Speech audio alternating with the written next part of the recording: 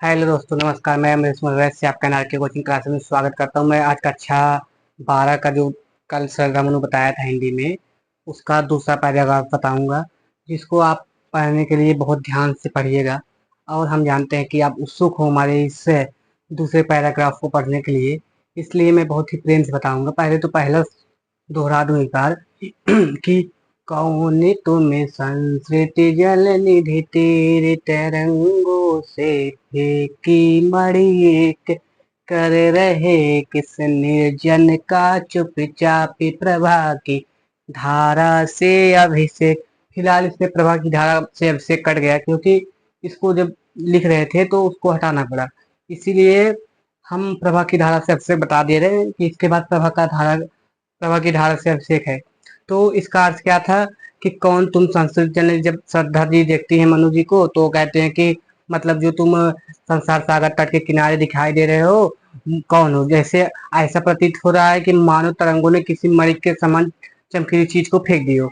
मतलब तरंगों के द्वारा मणि के समान फेंके गए जो दिखाई दे रहे हो, आप कौन हो। और आप एक निर्जन, जहाँ पर कोई स्थित नहीं, शून्य जगह पर बैठ करके किसका चुपचाप अपनी सुंदर चमक से अभिवादन कर रहे हो, यही इसका अर्थ था। अब इसका क्या है कि मधुर विश्रांत और एकांत जगत का सुलझा हुआ रहस्य, एक करुणामय सुंदर मौन और चंचल मन का आलस्य हो। एक करुणामय मौन और चंचल मन का आलस्य।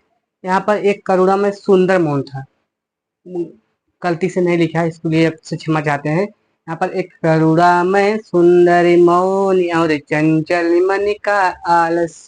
तो इसका अर्थ क्या होगा कि मधुर विश्राम। जब इतना हो गया था कि अब आप किसका वर्णन कर रहे हैं, किसका अभिवादन कर रहे हैं अपने सुंदर चमक से, अब आ गया मधुर विश्रांत और एकांत जगत का सुलझा हुआ रहस्य। मतलब जो कि आप हमें मधुर दिखाई दे रहे हो, अच्छे स्वीट मधुर दिखाई दे रहे हो। विश्रांत माने थके हुए, एकांत माने अकेले। जो कि मुझे आप थके हुए, अकेले और मधुर दिखाई दे रहे हो। जगत का सुलझा हुआ रहस्य, और आपके अंदर एक संसार का एक सुलझा सा रहस्य दिखाई दे रहा है। मतलब जैसे सुलझ गया हो कोई रहस्य, मतलब सुलझाने का प्रयास।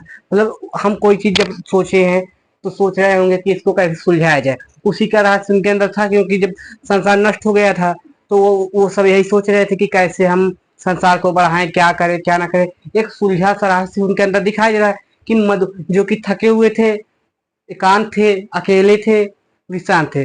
मतलब जो कि मधुर, थके हुए और एकांत अकेले थे, और जिसमें एक जगत का संसार का सुलझा सा रहस्य दिखाई दे रहा था। एक करुणामय सुंदर मौनी और चंचल मन का आलस। और उनके जो मुख पर जो था, उनके सुंदर मुख पर करुणा छाई हुई थी। मतलब जो उदास थे उनके मुख तो बहुत सुंदर था, लेकिन वो उनके मुख पर करुणा, उदासी, मतलब करुणा मतलब रोना, मतलब रुधिर मुख हो गया था उनका। जिस प्रकार से कोई रोता है तो उन पता चल जाता है कि ये बच्चा रो रहा था। तो उसी प्रकार से उनके मुख पर, सुंदर मुख पर करुणा छा गई थी। और चंचल मन का आलस, और उनका जो मन था ना बहुत ही चंचल दिखाई दे रहा है, और उनकी मन की चंचलता में आलस दिखाई दे रहा था। मतलब और चंचल मन का आलस्य, चंचल मन माने चंचल मन, उनके मन की चंचलता में आलस्य हो रहा था, आलस दिखाई दे रहा था। मधुर विश्रांत और एकांत, मतलब जो कि मधुर थे, मधुर और थके हुए और अकेले थे, और जगत का सुलझा हुआ रहस्य। और उनके अंदर एक संसार का सुलझा सा रहस्य दिखाई दे रहा था, एक करुणामय मौन। और उनके मुख पर, उनके सुंदर मुख पर करुणा छाई हुई थी, और जगत का सुलझा और और चंचल मन का आलस, और उनके मन की चंचलता में आलस भरी हुई थी। तो हम उम्मीद करते हैं कि आपको ये जो मैं पहले बताया आपको अवश्य समझे होंगे। इसीलिए मैं कहना चाहता हूँ कि आप हमारे चैनल में इसी प्रकार से लगातार बने रहिएगा। आप जल्द से जल्द हमारे चैनल को अगर सब्सक्राइब नहीं किए होंगे तो सब्सक्राइब कर दीजिएगा। और इस वीडियो को, जो आज वाली वीडियो है, इसको शेयर करना मत भूलिएगा, ताकि कोई और भी हमारी इस वीडियो को, आपके जरिए हमारी इस वीडियो को पढ़ सके, देख सके, समझ सके। इस पैराग्राफ को शायद मैं बहुत ही अच्छे से प्रयास करता हूँ बताने को, लेकिन अब पता नहीं कैसे बता रहा हूँ, कैसे नहीं बता रहा हूँ भी। मैंने शुरुआत भी किया है, जल्द भी कहीं पढ़ाता उढ़ाता नहीं था, तो इसीलिए अगर कुछ त्रुटि होगा तो माफ करना। धन्यवाद।